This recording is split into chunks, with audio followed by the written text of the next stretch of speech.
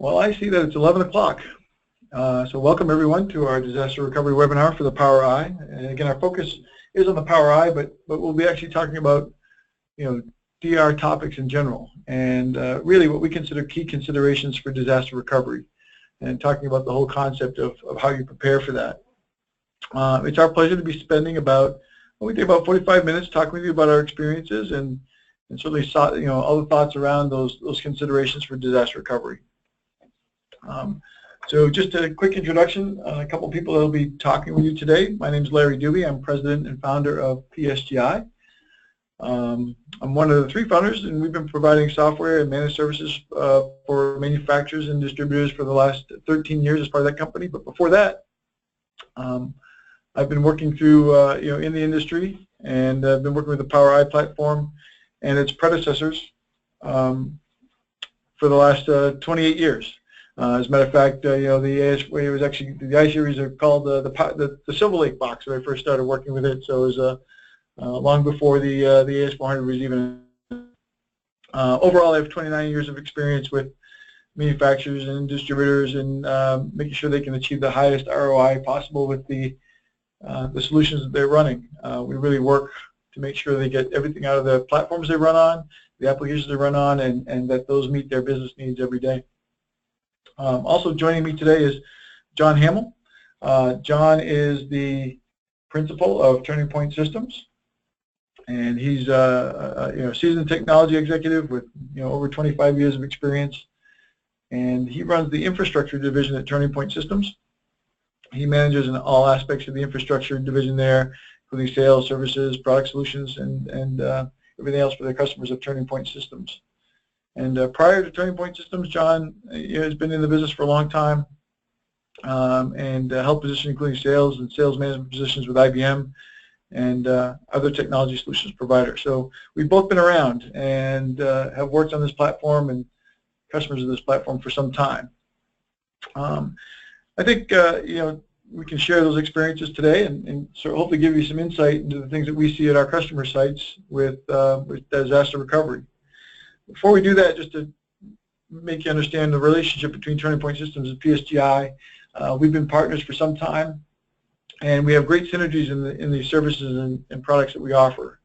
From a PSGI perspective, our history has been with making sure that applications run and those match the business processes that are there at the customer sites, while Turning Point Systems has their history in infrastructure and making sure that the platforms are there to support those things, and we have some synergies that meet in the middle. So between the two of us, we can create great offerings to our customers, really from the plug in the wall all the way to the end user, and making sure that customers are getting all the solutions that they need.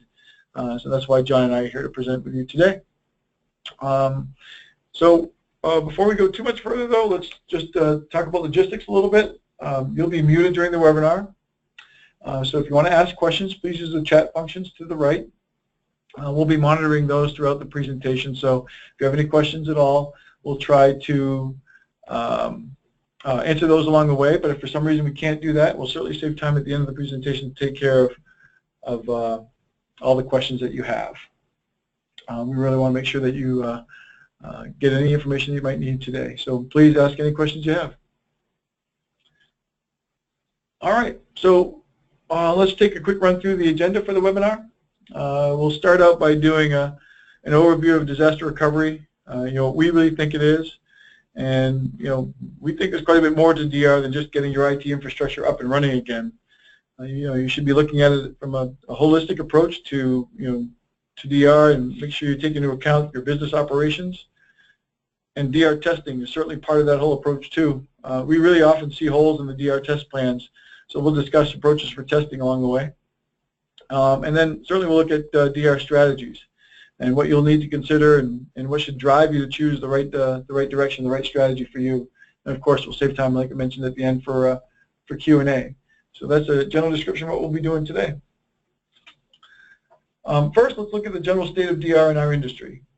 Almost everyone we work with thinks about DR. We know that, and most of them have some level of plan in place.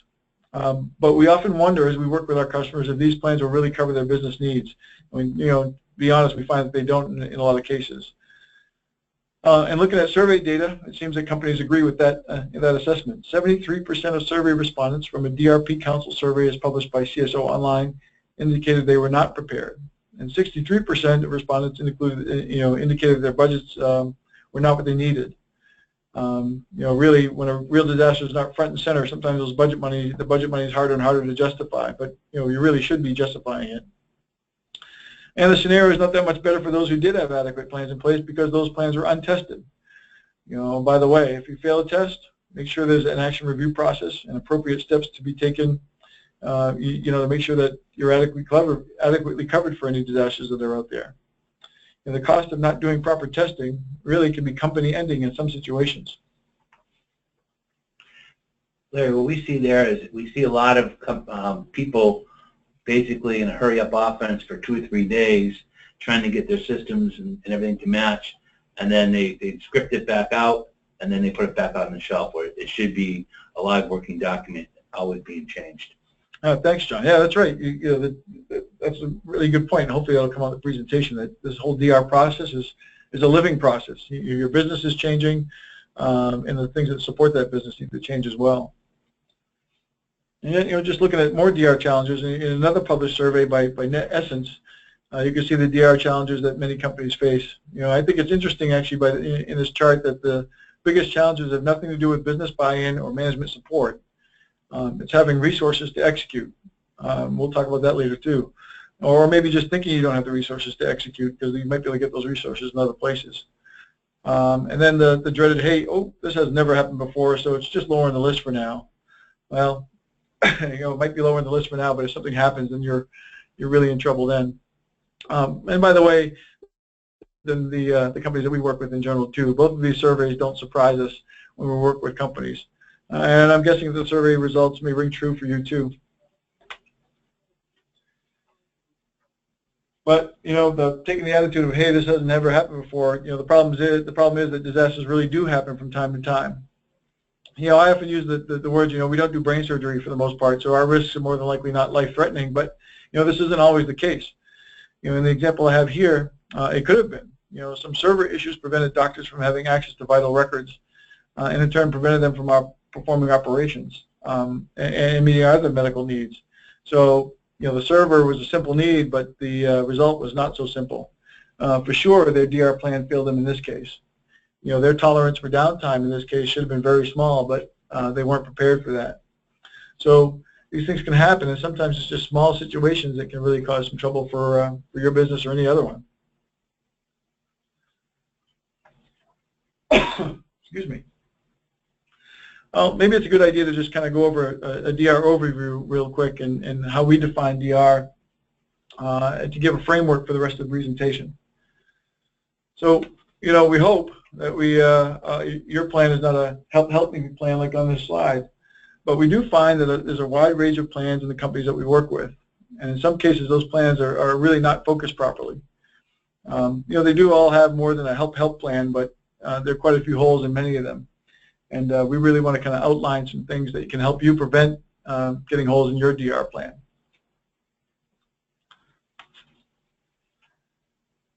A quick definition: DR is a set of policies and procedures that will enable your company to continually do business in the face of a disruption in your IT infrastructure that supports your primary business systems. Okay, so the key words in this statement: enable your company to continue to do business. You'll hear me say that over and over again today. That's the goal of your DR plan. It's not to make IT infrastructure available, although that's almost always the core of the plan. Don't lose sight, don't lose focus on that business being the #1 priority in any of the plans that you make. That's the top of your decision cycle as you work your way down to what's required in your DR plan. And we'll be talking about a top-down design process later in the presentation to help you define that DR plan too. Again, your goal is to continually do business. That's your goal. As we started to talk about in the example earlier, there are a number of reasons why you need to execute on your DR plan. And they're not always catastrophic events like a natural disaster. It could be just a simple air conditioner leak, for example, might cause issues. Or what about something like a major traffic accident that closes down a major highway, and many of your employees can't get to work that day, so they end up having to stay home. Do you have a solution? Well, to be honest, in this case, most companies that we work with have remote access, so more than likely they can get their work done, or at least they're going to get access to work. But do they really have the processes in place to get the work that they need done? Can they get the information they might need?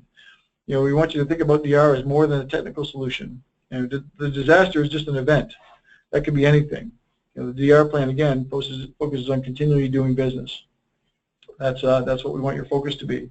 Larry, we see a lot of I call them the data center disasters, where something goes wrong with that building or that room within your building or your site versus anything major catastrophe such as a hurricane or things of that nature. I think the statistics are so high, but I think it's like 90-something% of all disasters happen within your own building for whatever reason, from air conditioning to mold to heat to you name it. Anything that prevents that machine from operating. All right, great. Yeah, thanks, John. Again, we want to make sure that you focus on the things that could happen, and there are many of them. So again, we talk about continuing doing business, and that can mean manual processes too. They're executed along with technology solutions. So it most definitely means that the IT group and the business need to work together to finalize the plan and create a DR playbook. Everyone is testing the plan to make sure that the business requirements are met. We can't stress that enough, that the business requirements need to be met, and that should be the focus. And the business needs to be involved with the IT group. We see a lot here, Larry, that you really need to understand what will keep the lights of the business going for a certain period of time. What is the core? We will refer to that later on as Tier 1, but really defining those Tier 1 policies which reserve into applications, which then turns into people. What's needed to make those things go during a disaster of some sort. Yeah, great. So on top of those things, whatever could happen within your building, we want you to understand that there are effects to what happens within your building, outside your building. Another item to consider in your DR plan is how much the world keeps getting smaller and smaller every day. Through the technology we use today to do business, we can do business with almost anyone in any place in the world. We're really interconnected. Now, anything that happens within our walls is more than likely going to affect companies outside of our walls. So really what that means is our disasters are shared. Or in some cases, our partner disasters are shared with us. You're asking the right questions to your partners. Do they have plans in place that will enable you to continue to do business? If they're a key supplier, make sure you do ask the right questions, because that could be a very big part of your own disaster recovery plan. Does your plan take into consideration what might happen if one of your key suppliers goes offline for 48 hours? You're prepared if you're the one in the supply chain to suffer disaster. Do your plans take your partners into consideration? You really want to make sure that we're thinking about the wide range scheme of things here and how we impact each other along the way. All those things can really affect what your downtime tolerance is in the end. So there's a lot to think about when it comes to DR. So if anything, we hope this presentation can open your eyes to some of those things and take like I said, a wider look at what are the things that might be happening. But for sure, the only way to really define what's going to be important to you is look at business requirements. So you really need to focus on those. Focus on those business requirements and looking at considerations for how you drive the whole process through the business. So John just mentioned about Tier 1 applications, and this is really what we're talking about here, is looking at from a top-down design what allows you to continue to do business. Those are the Tier 1 processes that just cannot go down for any length of time. And it's important, actually really important, to understand that we're not talking about applications but business processes. Orders not getting into the business, and warehouse able to ship, your ability to communicate. Focus on those processes and the interdependencies of those processes with other functions and people. Then document them. Once you understand those Tier 1 applications, those things that must be up and running, those things that have to happen, now let's look at the applications and information that support those functions. Can any of that be done manually? Okay, so maybe you have a little bit of freedom with the application, but how long can that happen? Is there a part of it that just can't be done manually? Well, that alone, just one of those things in your Tier 1 applications, means your downtime tolerance is very small. And we find that people don't really look at the business processes well enough. They start looking at applications versus business processes. So answering all these questions is going to help you arrive at your recovery time definition, and it'll be a start to creating your Tier 1 application map. And that's what we really want to do. You want to make sure you have the Tier 1 application map that matches up with your Tier 1 business processes. Larry, just a quick note on that is if you can do some processes manually for a while, how can they be captured and recreated for compliance reasons and things of that nature back into the system once it's back up and running? So it's not only a matter of being able to be run manually, but how can you capture that and put it back into the system? Because you're going to have to be compliant with audits and things of that nature. Yeah, that's actually a great segment into our next slide. So that's talking about your tolerance for downtime. So when you're working through that top-down design, that will really give you a process to define your tolerance for downtime. I find in many cases, that no specific process was used, or the process started out with applications versus the business process to define somebody's tolerance. I was working with a company recently in a non-DR capacity, but through that relationship came to learn about an issue they were having with a small application. The small application was in, running part of the business in another part of the world, and this application happened to push orders to a third-party warehouse for shipment. That was the main warehouse that they got all their shipments out of. There was a failure in this case that was software related, and although it was corrected in several hours, during that several hours there were no orders being shipped, and they have hundreds a day. Now, because of the volume of orders and that most of those are received electronically, there was no real good way to keep up manually. So really they were in a situation where they were simply down, and there was no way to capture that information in a manual way. I happen to also know that this particular company has a 48-hour tolerance in their DR plan. Now, truthfully, if they had started with the business processes as opposed to application, they would know that their plan really wouldn't be effective.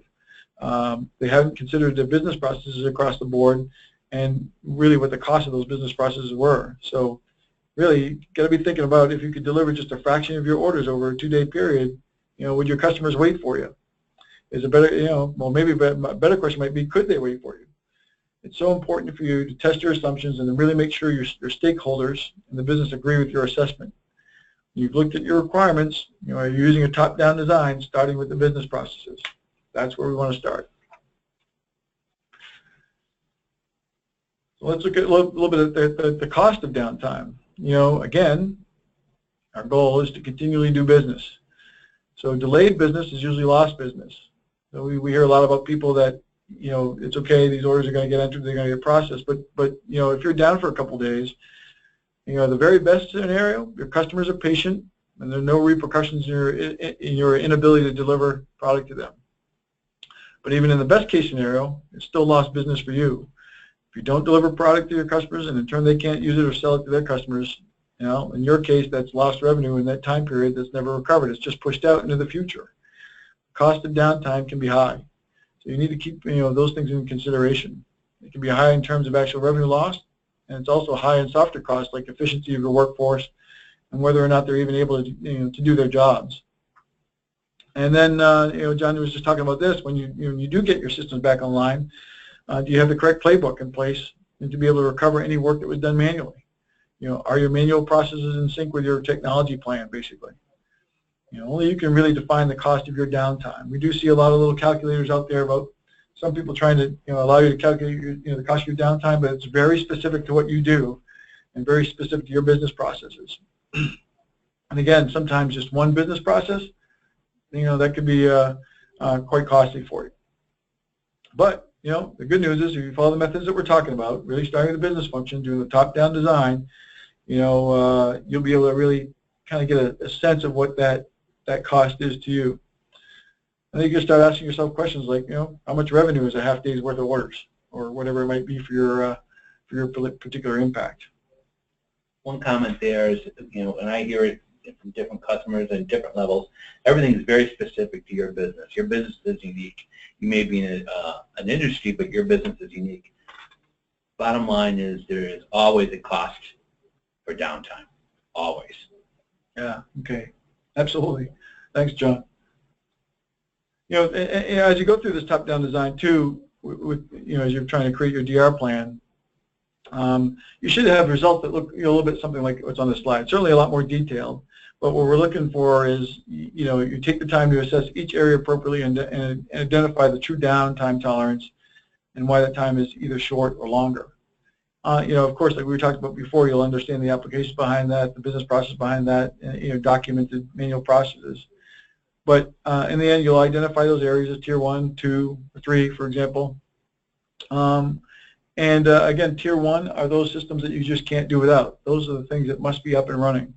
Others, they don't necessarily need to be part of your overall DR plan because you can have manual processes to cover those, or in some cases they're just not that important to being able to continue to do business. That's our stake in the ground. So that's what happens when you start building up this map for yourself. That whole DR plan will really start to take shape, and you'll have those things documented. All right, one quick thing here is if you identify those critical applications, make sure that there's multiple people assigned to those applications. So the guy who's working to get email back up is not the same person to get the phone system back up. It's not the same person to get that critical app. But there's multiple people assigned to multiple things, even in the case when one of those people may not even be able to be there. Great, yeah, absolutely. Again, that's just another point to make sure that we're talking about the triumvirate of things, right? So you have business processes, the applications and technology to support those, and then the people, and making sure you can meet all those needs. So, after you're going to go through this top-down design process, and you have your business requirements that start to take shape. And again, as I mentioned before, this isn't done just within IT, it's done with IT and the business. And it's really important that the business can take some lead on this too. And you start to line up your downtime tolerances with your DR plan. Well, now it's time to test it. So, this is something that we see a lot of holes in, like I mentioned before. So we want to go through some important topics regarding DR testing. So this may seem a little bit backwards, for us to be talking about DR testing before we even talk about DR strategies. But when I started thinking about this, thinking through testing can really make your strategy that much stronger. So I think it's important to go through, these concepts a little bit. And again, the point's not really to go over how you test your DR solution, but to go over how you approach DR testing in general. Many of you have executed on your DR test plans by getting up, maybe getting the backup of your systems up and running, and simply making sure that you can get major applications up. And that's it. Or maybe someone executes some menu options. Maybe some main transactions are processed, and just to make sure that, that the application is running.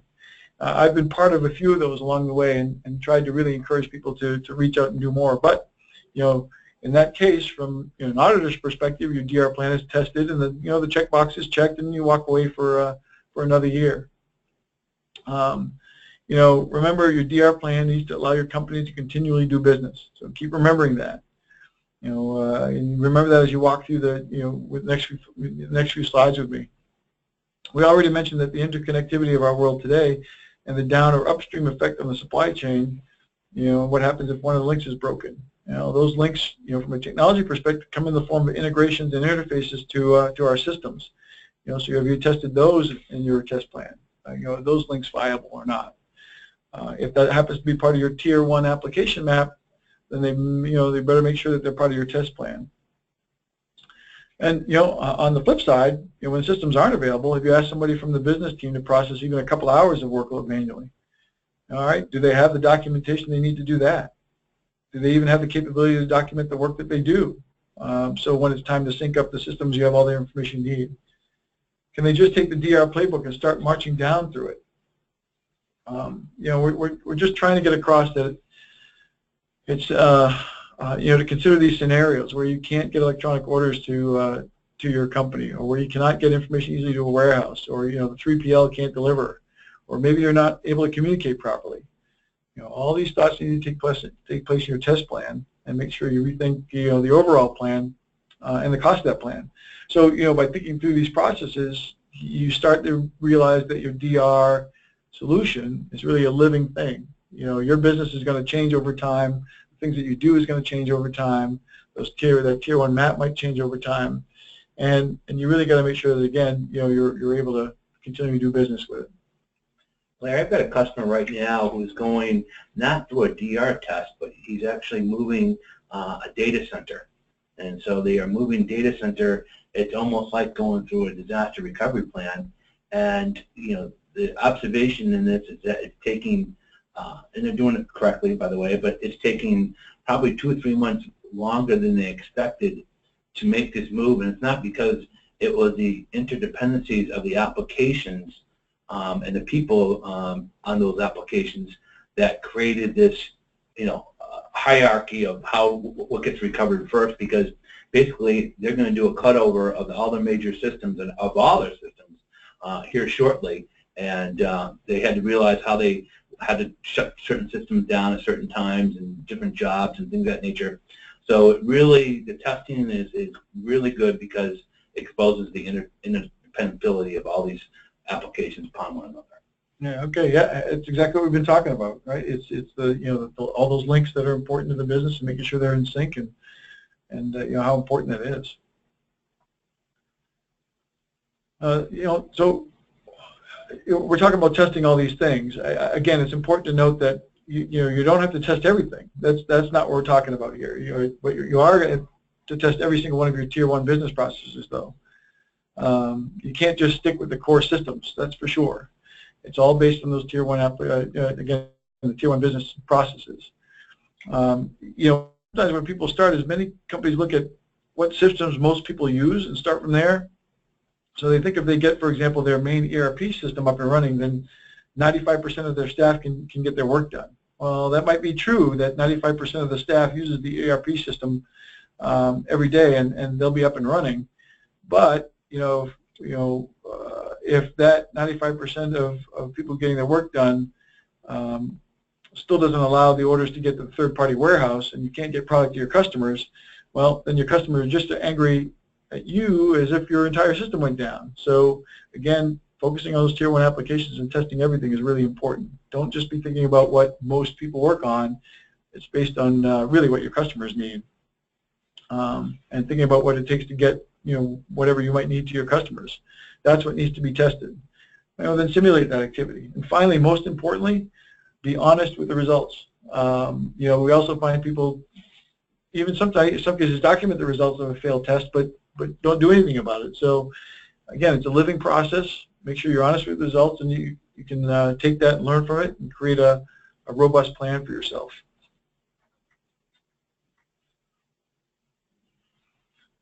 Now, we've sort of alluded to this a couple times. Beyond testing your failover IT solutions, we need to spend a little time testing those processes during the downtime.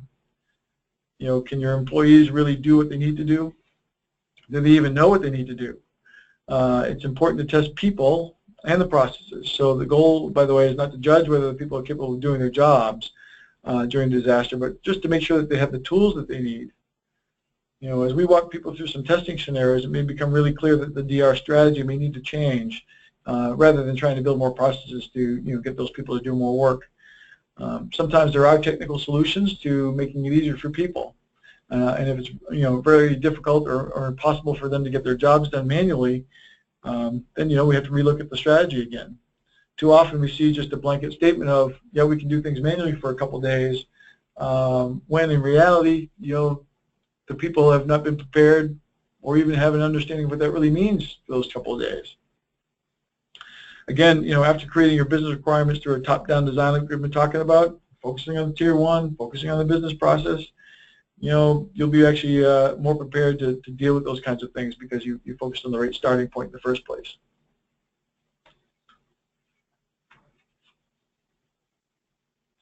All right, so we wanted to just talk about testing a little bit to kind of capture some of the essence of the areas that we need to focus on. Again, our title of this webinar were Key Considerations for Disaster Recovery, and those are the kinds of things that we're really talking about. From a business requirement perspective, it's the top-down design model, making sure you talk Tier 1. From a people perspective, making sure that the business is involved with IT. And then from a testing perspective, that testing plan matches with that Tier 1 application map and business process map. And then finally, on top of that, you're honest with the results of that testing plan, and you can rework whatever you might need to do. So once you get all this stuff prepared in advance and you're actually doing the work to define your business processes that match the DR plan, then you can talk about DR strategies. And we want to take a look at those for a little bit too.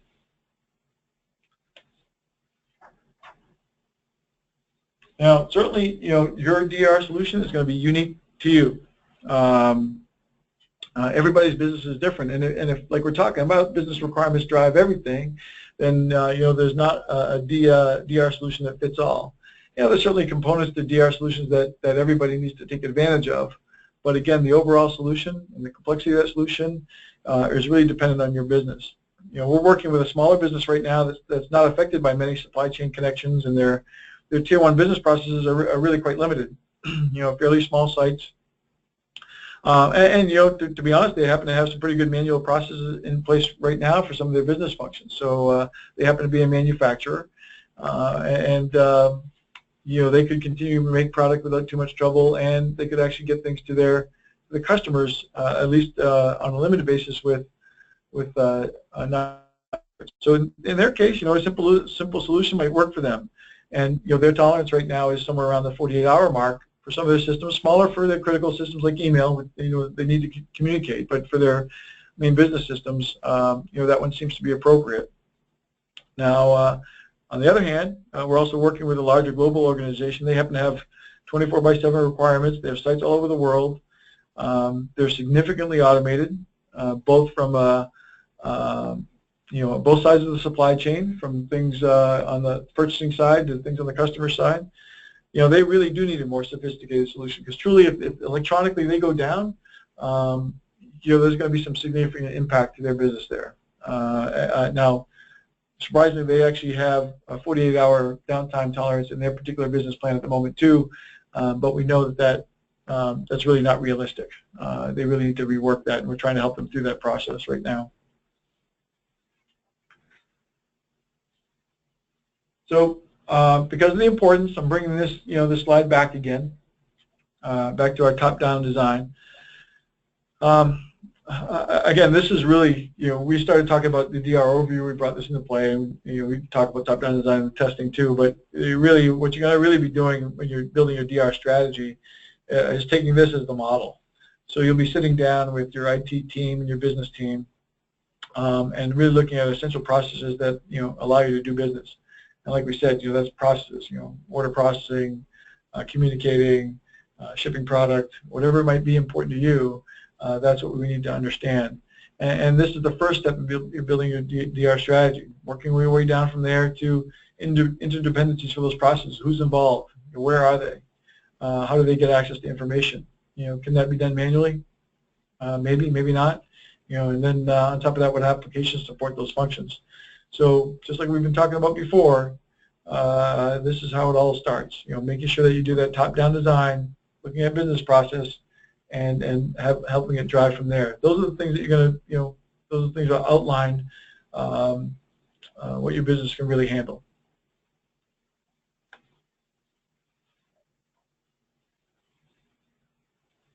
All right. So once you've done that, you've built that application map. It's a matter of defining, how you want to execute on your DR plan, and maybe you can take care of it all on your own. So that's what we're talking about here. Do it yourself. So in a lot of cases, we're working with a number of companies like this. Actually, they have separate data centers with additional equipment. They may have, multiple locations running on different hardware, and one of the others could be failover for the other site. They also may have staff, to manage and plan this stuff over time. So like I said, I know a number of companies are doing this right now, and they're successful with it. They have their backup strategy and their recovery strategy in place on how they're going to get data back and forth to these sites. In some cases they use replication. In other cases it's a backup to tape strategy or something like that. So it certainly is possible. But there's some key considerations for that too. If you're taking complete responsibility, you need to worry about from the failover systems themselves to the backup storage and recovery process, communications to those failover sites. Are they in one of your data centers, or is that failover site somewhere else? How fast can that location be made available to you, and how fast can you restore your data? More than likely in a do-it-yourself situation, you're going to need people there too to help things get up and running. And are they available to you? Where are they? Can they get to your failover site if you need to? A good test plan like we've been talking about will shake all this out for you. That's for sure, but you just need to go into it with your eyes wide open. So it's possible to do it on your own. We've seen some successful stories there. Like I said, you make sure you go in with your eyes wide open. I think there, Larry, the key is people, because people get stretched in time of disaster. And I had one customer a few years back, was a hurricane, and he had to actually, that person had to stay home with the family of his kids, and because his wife was a medical caregiver, and he had to operate a cell phone and had multiple responsibilities throughout that disaster recovery. So the point here is, not only if you're doing it yourself, make sure there's backup key personnel involved. Okay, great. Yeah, yep. We've been talking about that. Like the triumvirate before. It's business processes, applications, technology, and then the people. So keep an eye on it all. I did want to kind of roll the do-it-yourself environment into discussion on the fact that DIY solution can take on a number of forms. One of those is to use cloud services as your failover location too, while you manage your own backup and recovery to that location. There's a lot of flexibility there. You can use the cloud as your DR site only, or you can replicate to it, or you can even just use space when you need it. The benefits of taking advantage of the cloud, are the big one. There's no capital outlay for you for hardware, and certainly you get some lower personnel impact because of others are taking care of your failover site. So running your own DR process, but taking advantage of the cloud can really be beneficial in a DIY solution. Well, really kind of a hybrid of that. Just a final just topic. Don't forget about licensing issues for software that run in the cloud too. You'll need to make sure you negotiate those licenses with your software vendors in advance. I mentioned that because there's another company that we worked with. Now, thankfully, they were doing their proper due diligence. They were had a pretty good DR plan in place, and they were doing their testing. Once they did their test plan, they tried to get the software up and running. It failed because of license key issues. It turned out, in this particular case, it took them 2 weeks to get the license code. So their main application would have been down for 2 weeks in that process. Thankfully, that happened during the test process and not, during anything else. So make sure that everything's in place in advance.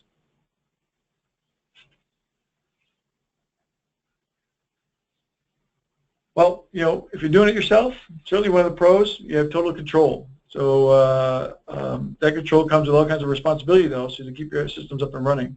But you'll have all the visibility that you need, certainly at every step of the way. On the con side, there's some costs associated with that control and personnel requirements too.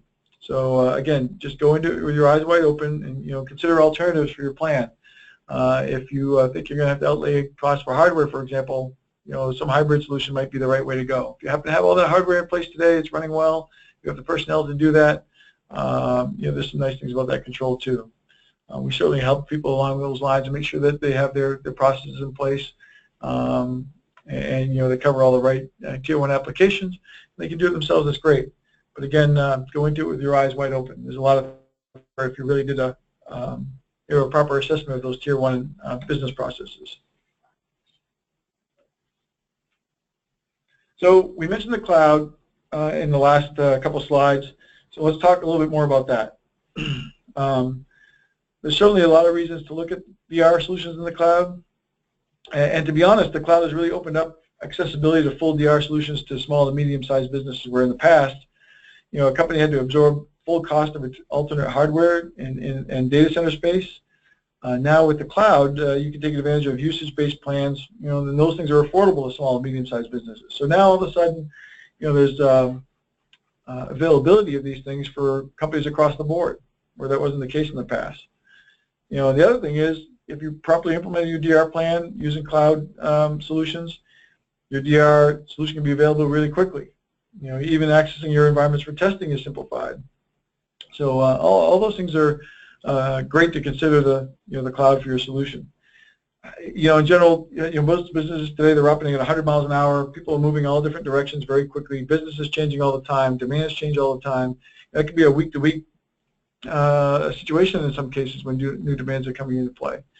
So having somebody to focus on a DR plan, sometimes doesn't take the priority that it needs because it's not front and center right then and there. It's that specific business need. Really have to be careful about your people time and make sure they're available for this. And the cloud is like I said, just opens up all new possibilities for people in that small to medium-sized business area. Disaster recovery, Larry, as a service from the cloud is ranked by a number of companies as the fastest growing piece of cloud use. Just to throw that in. Oh, great. I mean, that's good to know because, we still, even though it's been out there for a little bit, we still run into people, having concerns about data security and integrity and those kinds of things. And certainly those are things to consider, but just by the fact that that area of the cloud business is growing faster than others gives you a sense that those capabilities are there. Companies wouldn't be moving to that, wouldn't be taking advantage of that if those solutions weren't safe and solid, and that's just proof of that. So, as we talked about in the past, your business requirements drive everything, so it's not one size fits all. And even if you're going to outsource DR, you can still design your own solution from simply just backing up your data to the cloud, excuse me, to having system space offsite as needed, to having dedicated space whenever you need it, to restoring your own data to a fully replicated environment. At a quick glance, it might sound easy, especially when we're talking about the Power I in general. Although this presentation is more generic, the Power I is pretty easy to deal with when we're talking about these kinds of situations. But really, your business isn't running just on the Power I when we're talking about cloud solutions. So you got to make sure you can cover more than that. All the planning we talked about earlier in presentations, still needs to be considered. How far you go with your DR solution again depends heavily on the importance of those tier 1 systems. In my mind, I'm always picturing the Power I as a centerpiece with virtual machines, surrounding it, taking care of those ancillary systems, so that you can take care of those links, to the supply chain that we're talking about, and that will really give you a kind of an image of a robust failover solution. And yep, it can all be in the cloud, so that's all available to you now. Now, as with any solution, though, you need to have concerns on how you execute that plan. Can you access the necessary systems when you need to? How long will it take you to get up and running? And you have proper licensing, like I mentioned before. You still have to think and plan and work out the big picture. And if you're working with a reputable outsourced DR provider, they should be able to help you through those processes too.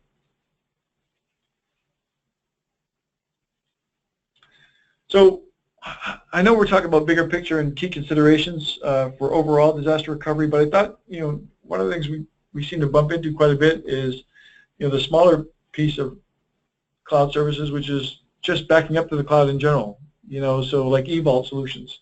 So that means you're just taking the data that's on your systems, you're backing it up to the cloud. If you need to recover it, you're going to take it back from the cloud and put it back on your own systems. So I just want to spend a couple of minutes talking about that. If you are doing that, make sure you're looking for a provider that you can use to that you're going to use to back up your data electronically. Take some time to get to know their solution. It sounds kind of easy to back up to the cloud, but what you really need to worry about is recovery. To be honest, you want to make sure that you have the fastest recovery time possible. So you want to be aware of what your backup recovery sets look like. You have to be aware of what your backup strategy looks like and what pieces and parts you're pulling off, together so that you can bring that back to the system. And what kind of guarantees do they give you from restore times? And by the way, are those really real? Let's make sure that gets tested as well. So there's a lot of different ways to design how that data gets pulled off and what chunks that data gets pulled off and how that data can get back onto your system. And that can get a little bit sophisticated depending on what your tier 1 business processes are. And then again, on top of that, do they have people that can help you understand what that means for you? So you really want to have somebody who can help you understand and walk you through the process of backing up just your data to the cloud. So it's just a process and making sure that you're thinking through the whole thing, not just thinking how do I back up, but how do I recover and how do I recover quickly.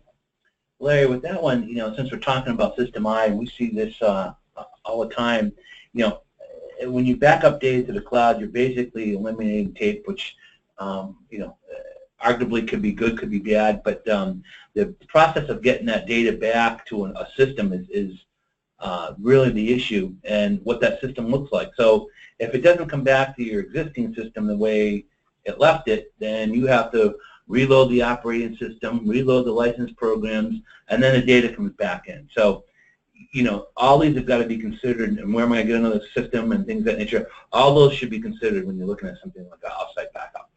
Okay, great. All right, thanks.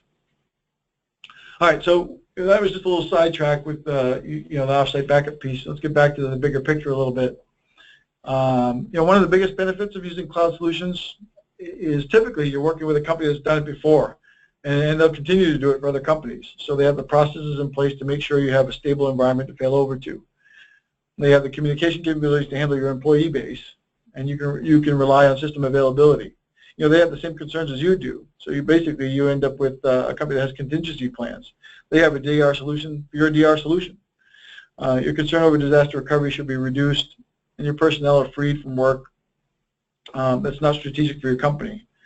You know, and typically, like I've been talking about, the final overall cost is truly competitive. That's why small to medium-sized businesses can now truly take advantage of services that, you know, only larger companies could do in the past.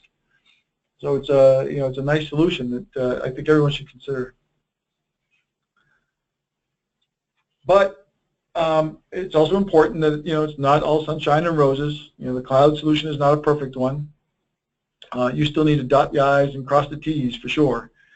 You know, although most DRAS providers, you know, disaster recovery as a service, will be able to handle your requirements, you know, don't assume that they handle all your requirements. Don't assume they have, you know, the user authentication that you might need. You know, ask questions about, you know, regulatory requirements that you might need, and do they meet those? You know, do you have the ability to reach out to other cloud-based solutions that are part of your Tier 1 map that may not be in that data center? How does that work? So there's a lot of questions to ask and making sure that that cloud solution is going to work for you. And only by, you know, like I said, dotting the I's and crossing the T's are you going to find that right solution. So, you know, and then on your side, you know, make sure you have the capabilities to handle new bandwidth requirements. So if you're pushing things up to the cloud all the time, you weren't prepared for that. Or even on the flip side, if all of a sudden you have to go over that failover solution, you know, do you have the bandwidth to get your people communicating with that new location? Yeah, I guess the main point is, you know, ask questions. Ask a lot of questions, and allow them to help you with that expertise too. You know, a reputable company will help you through that process and be asking you all those questions as well to make sure they can provide the right solution for you. We all want to make sure that, again, your goal is to continually do business, and that's our goal too.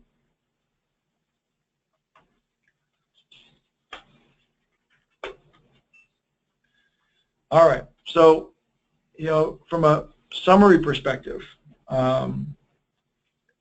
really what I wanted you to get out of this presentation is a couple things.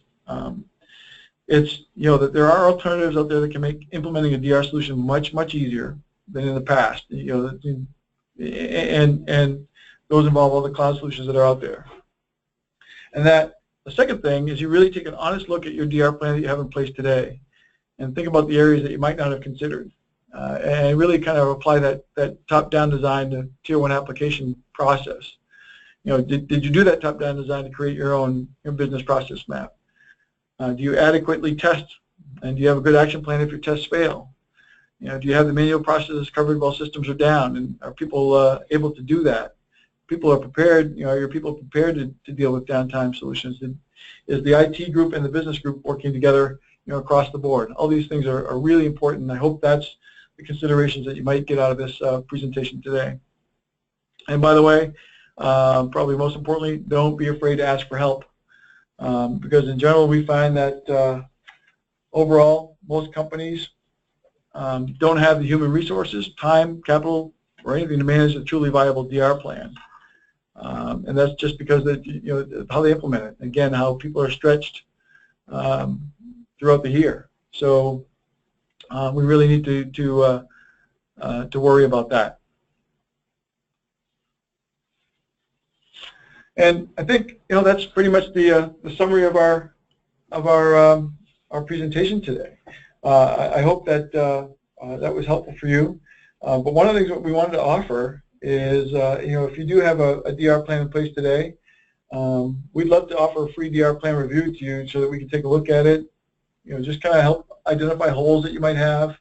And again, it's just a free service we want to offer for attending the webinar today to help you along. It'll give you just a chance to identify those holes, and then we can figure out next steps for that.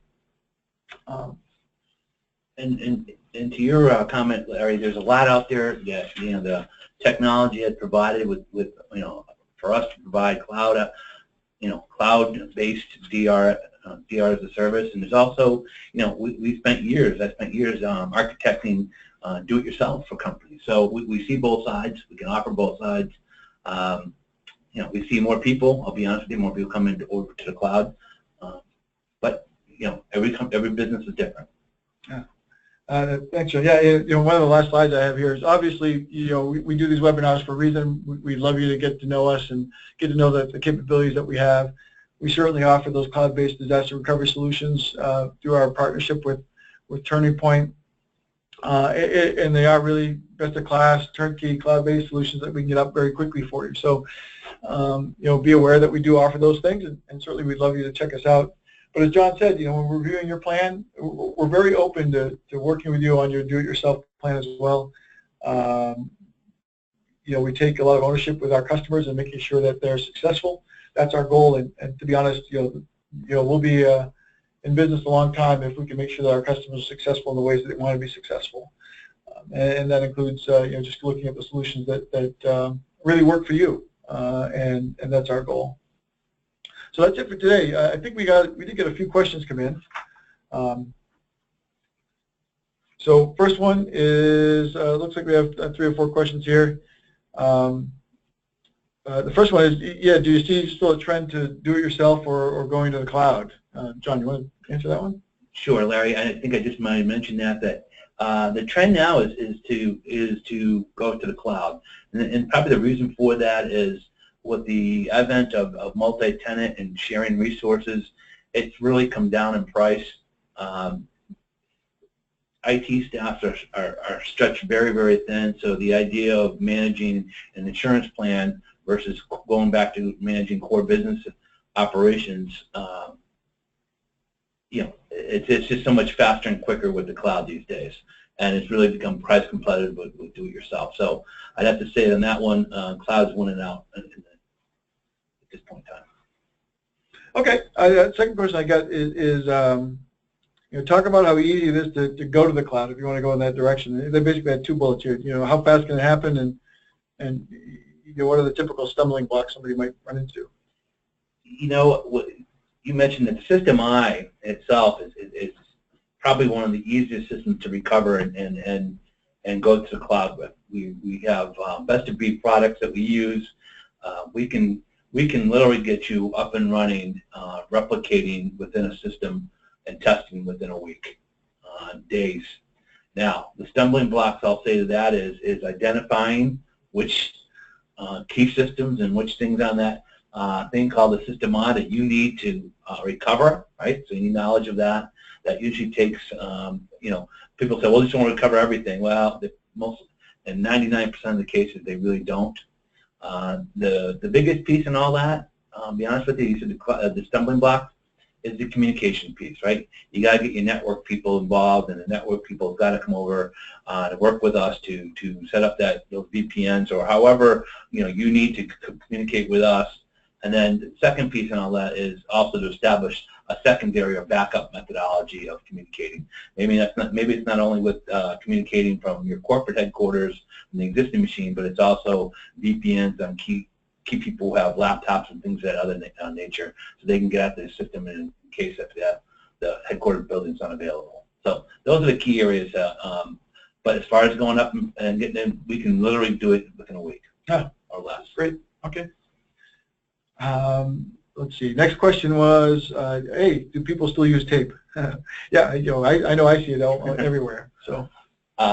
Yes, they do. Tape is probably slowly working its way out of mainstream DR. It's still out there. It's still the least expensive. The problem with tape is you got to get it from point A to point B.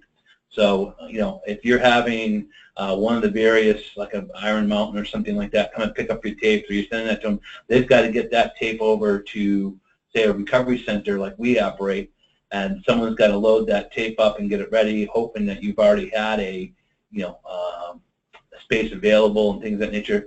So if you think you do that, just that process, what I told you, that you're already probably, the tape that we're getting is probably a day or two old. What you're at, we're going to get to us within a day, and then we're going to restore and get you up and running and test those communications. You're already talking 4 or 5 days, or probably a minimum of 4. So, tape is still there. It's still reliable, cheapest methodology. However, and I said reliable, I say that tongue-in-cheek. I've read an article recently that says, 60 to 70%. You're lucky if you get that on a recovery with a tape. Tape goes bad, they've been reusing it, something happens, didn't back up properly that one night, whatever. So that's, you add that all together, tape, although it's still out there, still prevalent, it's slowly being worked out of the systems. Okay, thanks. And just got one more question here. Actually, this was my favorite one. It's like, okay, how do we get the business people to talk to us in IT? So yeah, that can be some of the challenges that we have, and we've seen that too. I think it's really building the partnership in advance with the key stakeholders in the business, and usually that happens pretty smoothly if you outline the process quite a bit and you outline how much time you might need from the business folks.